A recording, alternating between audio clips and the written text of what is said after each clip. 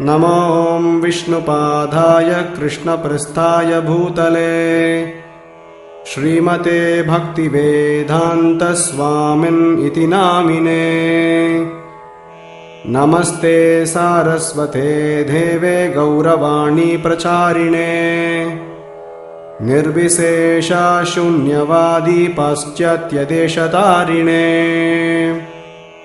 श्री कृष्ण चैतन्य प्रभु नित्यानंदा श्री अद्वैत गदाधारा श्रीवासादि गौर भक्त वृंदा। हरे कृष्ण कृष्ण कृष्ण हरे हरे, हरे राम राम राम हरे हरे।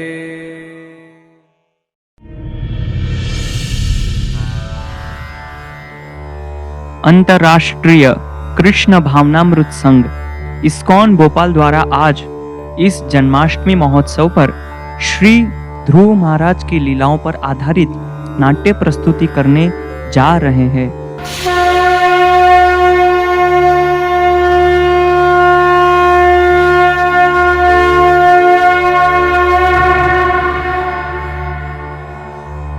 पूर्ण पुरुषोत्तम भगवान श्री कृष्ण आज से लगभग 5000 वर्ष पूर्व इस धरातल पर अवतरित हुए थे।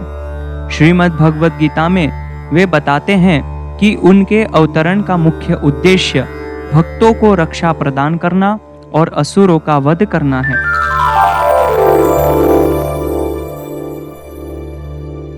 हालांकि आज कलयुग में कई असुर हैं जो भगवान की सत्ता को चुनौती दे रहे हैं। वे घोर अंधकार में रहकर सूर्य की खोज कर रहे हैं। तभी आज कलयुग में बहुत दयनीय स्थिति है, परंतु अन्य युगों में महान विशेषता थी।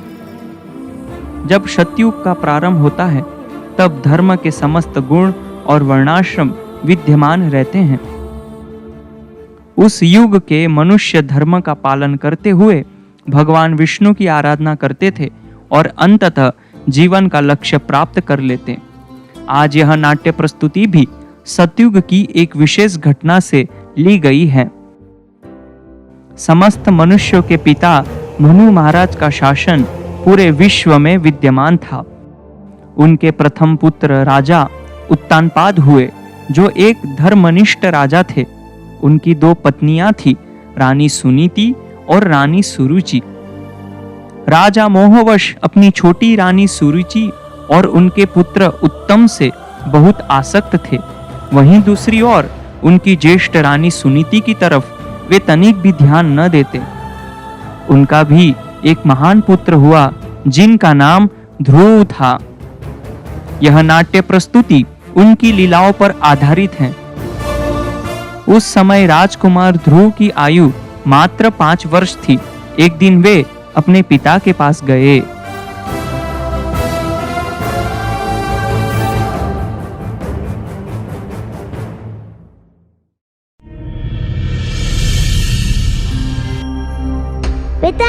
पिताजी। अरे हाँ पुत्र, क्या हुआ? पिताजी, आप मुझ पर ध्यान क्यों नहीं दे रहे हैं? क्या हुआ पिताजी? ध्रुव मेरे पास मत आओ, मैं व्यस्त हूँ, जाओ यहाँ से। इस पर अपना समय बर्बाद मत करो मेरे स्वामी, वह आपके ध्यान के योग्य नहीं है। पिताजी, क्या आप मुझे अपनी गोद में नहीं बिठाएंगे? नहीं, क्योंकि तुम उसके योग्य नहीं हो। अगर तुम्हें महाराज की गोद में बैठने का अधिकार चाहिए तो जाओ, जाकर भगवान विष्णु की घोर तपस्या करो। अगर तुम्हारी तपस्या से प्रसन्न होकर भगवान प्रकट हुए तो उनसे यह वरदान मांगना कि अगले जन्म में तुम मेरे गर्भ से जन्म लो, तभी तुम अपने पिताजी की गोद में बैठ सकते हो। ध्रुव अपने पिता को इस अपमान पर मौन देखकर अत्यंत दुखी होते हैं और वहां से शीघ्र अपनी मां रानी सुनीति के पास चले जाते हैं। 5 वर्ष की आयु वाले बालक के लिए यह समझना कठिन था कि उनकी दूसरी माता सुरुचि ने उनके साथ ऐसा व्यवहार क्यों किया? सभी प्रश्नों का उत्तर वे अपनी माता से प्राप्त करना चाहते थे।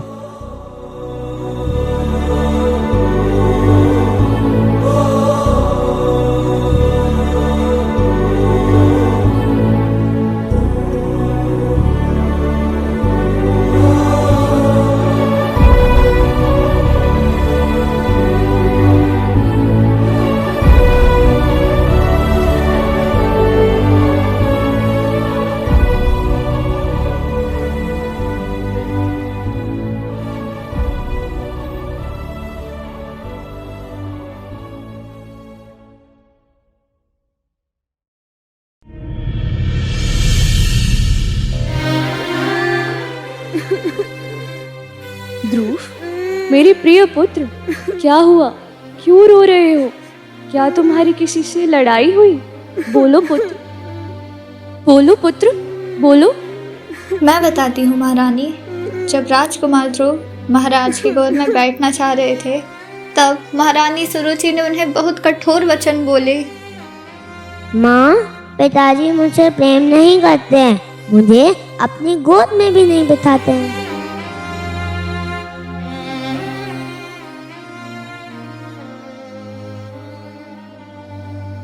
ओ ध्रुव, रो मत।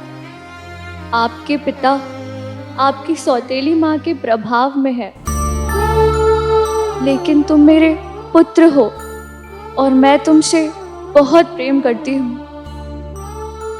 तुम्हारे पिता अब मुझे अपनी पत्नी के रूप में स्वीकार नहीं करते हैं। मैं अभागिन हूँ और तुम उस अभागिन माँ के पुत्र हो। सुरुचि ठीक कहती है, जाओ भगवान श्री हरि को प्रसन्न करो, तप करो। नारायण सभी प्रकार के वरों को प्रदान करने वाले हैं, किंतु तुम अभी बहुत छोटे हो पुत्र। तुम वन में तपस्या नहीं कर पाओगे, तुम वन में तपस्या नहीं कर पाओगे।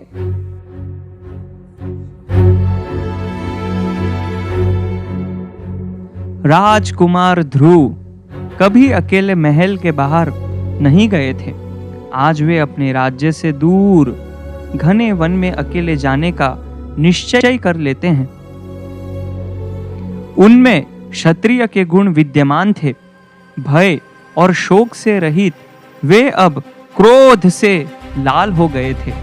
जिस पिता की गोद में बैठने के लिए रानी सुरुचि ने मना कर दिया था, अब वे अपने पिता, अपने पितामह मनु एवं अपने प्रपितामह श्री ब्रह्मा जी से भी बड़ा पद प्राप्त करने का संकल्प लेते हैं। भगवान विष्णु के महान भक्त श्री नारद मुनि को जब यह ज्ञात हुआ, तो वे ध्रुव को रोकने के लिए वनों की ओर जाने लगे।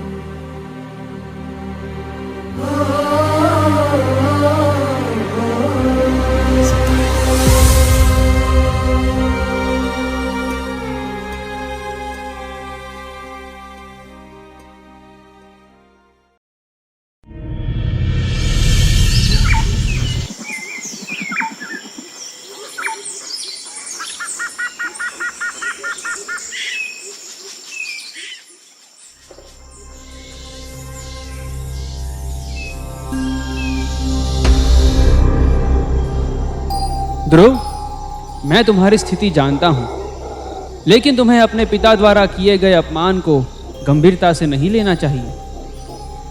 तुम भगवान को खोजने के लिए वन में आए हो, लेकिन इसके लिए बहुत कठिन और कठोर योग की आवश्यकता है, जिसे करना तुम्हारे लिए असंभव है। मेरी सलाह है कि तुम घर जाओ, और जब तुम बड़े हो जाओ तो तुम इस कठिन प्रक्रिया का पालन करने का प्रयास कर सकते हो। इस तरह से व्यर्थ उद्विग्न मत हो। हे मुनियों में श्रेष्ठ, मैं आपके कथनों का आदर करता हूँ।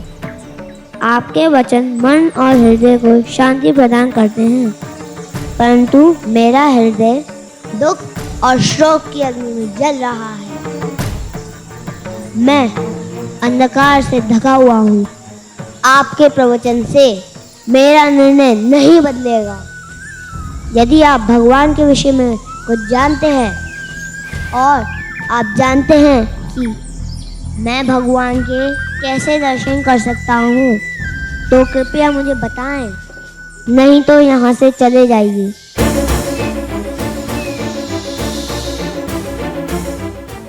जब नारद मुनि ने देखा कि ध्रुव इतने दृढ़ हैं, तो उन्होंने उसे अपने शिष्य के रूप में स्वीकार किया।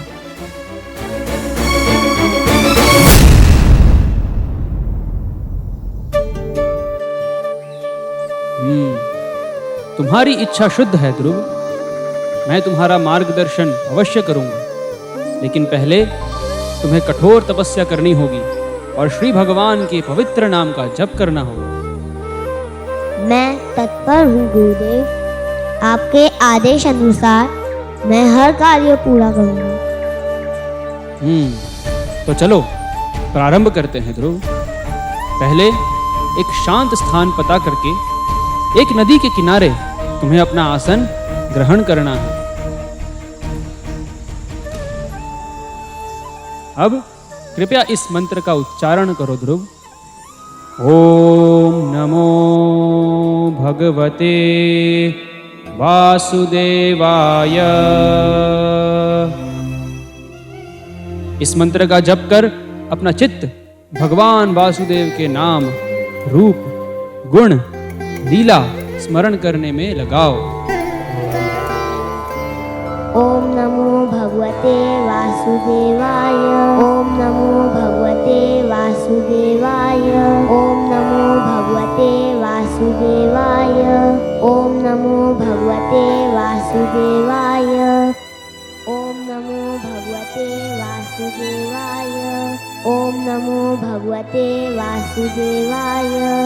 ओम नमो भगवते वासुदेवाय। ओम नमो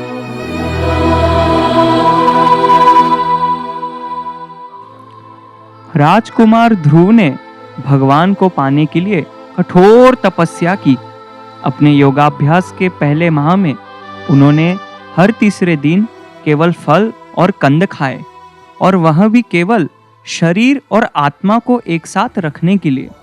दूसरे माह में ध्रुव महाराज ने हर 6 दिन में केवल एक बार भोजन किया, और उन्होंने केवल सूखी घास और पत्ते खाए।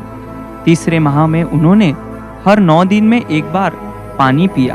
ओम नमो भगवते वासुदेवाय। उनके तपस्या से तीनों लोकों में त्राही माम होने लगा। ओम नमो भगवते वासुदेवाय।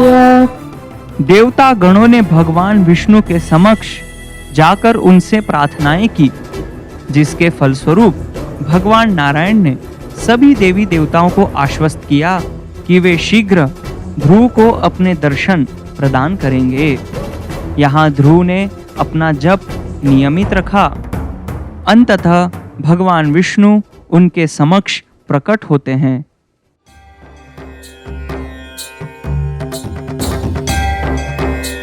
प्रिय ध्रुव, तुम्हारी भक्ति ने मुझे प्रसन्न किया है। मैं तुम्हें अपने शंख पांचजन्य के स्पर्श से आशीर्वाद देता हूँ। यह तुम्हारे मन, शरीर और आत्मा को शुद्ध कर देगा। ध्रुव उवाच योऽन्तः प्रविश्य मम वाचमिमां प्रसुप्तां सञ्जीवयत्यखिलशक्तिधरः स्वधाम्ना अन्याश्च हस्तचरणश्रवणत्वगादीन् प्राणान्नमो भगवते पुरुषाय तुभ्यम्। एकस्त्वमेव भगवन्निदमात्मशक्त्या मायाख्ययोरुगुणया महदाद्यशेषम् सृष्ट्वानुविश्य पुरुषस्तदसद्गुणेषु नानेव दारुषु विभावसु वद्विभासि त्वद्दत्तया वयुनयेदमजष्ट विश्वम् सुप्तप्रबुद्ध इव नाथ भवत्प्रपन्नः तस्यापवर्ग्य शरणं तव पादमूलम् विस्मर्यते कृतविदा कथमार्तबन्धो नूनं विमुष्टमतयस्तव मायया ते ये त्वां भवाप्यय विमोक्षणमन्यहेतोः। हे भगवान, मैं इस आशीर्वाद के लिए सदैव आभारी हूँ। आपके स्पर्श ने मेरी चेतना को जागृत कर दिया है और मैं इस क्षण को कभी नहीं भूलूंगा। स्मरण रखो ध्रुव, यह शंख तुम्हारे हृदय में मेरी उपस्थिति का सूचक है। जब भी तुम इसकी ध्वनि सुनो तो यह जान लो कि मैं तुम्हारे साथ हूं। मैं सदैव तुम्हारा मार्गदर्शन करूंगा और तुम्हें रक्षा प्रदान करूंगा। मैं तुम्हें वरदान देना चाहता हूं। मांगो ध्रुव, मांगो। तुम्हें क्या चाहिए? हे प्रभु, मैं धन या शक्ति नहीं, अपितु आपके चरण कमलों में स्थान प्राप्त करना चाहता हूँ। मुझे अहेतु की भक्ति का वर दीजिए और आपके दिव्य गुणों और लीलाओं का प्रचार करने की शक्ति प्रदान करें। तुम्हारी इच्छा पूरी हो गई है प्रिय पुत्र ध्रुव। तुम्हारा नाम नक्षत्र तारों में अंकित किया जाएगा और तुम्हारी कथा आने वाली कई पीढ़ियों को प्रेरित करेगी। मैं तुम्हें शाश्वत स्थान प्रदान करूंगा जिसे सभी जन ध्रुव नक्षत्र के नाम से जानेंगे। तुम्हारा हृदय सदैव मेरी भक्ति में दृढ़ रहे।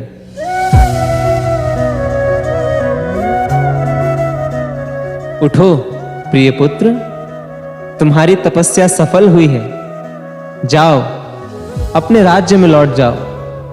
धर्म और न्याय के साथ शासन करो। स्मरण रखना कि मैं सदैव तुम्हारे साथ हूं। प्रेम पुमर्थो महान। भगवान और उनके शुद्ध भक्तों के प्रति प्रेम अर्जित करना सभी पुरुषार्थ, समस्त पुण्यों और उपलब्धियों से ऊपर है। भगवान नारायण अपने भक्तों के प्रति बहुत दयालु हैं। सामान्यतया वे अपने किसी भी भक्त में कोई भेदभाव नहीं करते। इस संसार में कोई व्यक्ति बड़े से बड़े धनवान, शक्तिशाली, सामर्थ्यवान व्यक्ति की भी शरण क्यों न ले ले, उसका विनाश निश्चित रहता है। परंतु यदि कोई भगवान की शरण ग्रहण कर लेता है तो उसका इस लोक में ही नहीं अपितु समस्त लोकों में भी उसका कभी विनाश नहीं होता। आज कलह के युग कलयुग में भी भगवान अपनी विशेष कृपा प्रदान कर अपने प्रतिनिधि भक्तों को यहाँ भेजते हैं, जिससे वे अति सरलता से कृष्ण भक्ति स्वीकार करें। अंतरराष्ट्रीय कृष्ण भावनामृत संघ इस्कॉन के संस्थापक आचार्य कृष्ण कृपा मूर्ति श्री श्रीमद अभय चरणारविंद भक्ति वेदांत स्वामी प्रभुपाद जी पाश्चात्य जगत में जाकर कृष्ण भक्ति का प्रचार प्रसार करते हैं और आज पूरे विश्व भर में उनकी कृपा से 1000 से ज्यादा इस्कॉन मंदिर हैं, जहां उनकी शिक्षाओं का पालन कर हम भी कृष्ण भावनामृत में आगे बढ़ सकते हैं।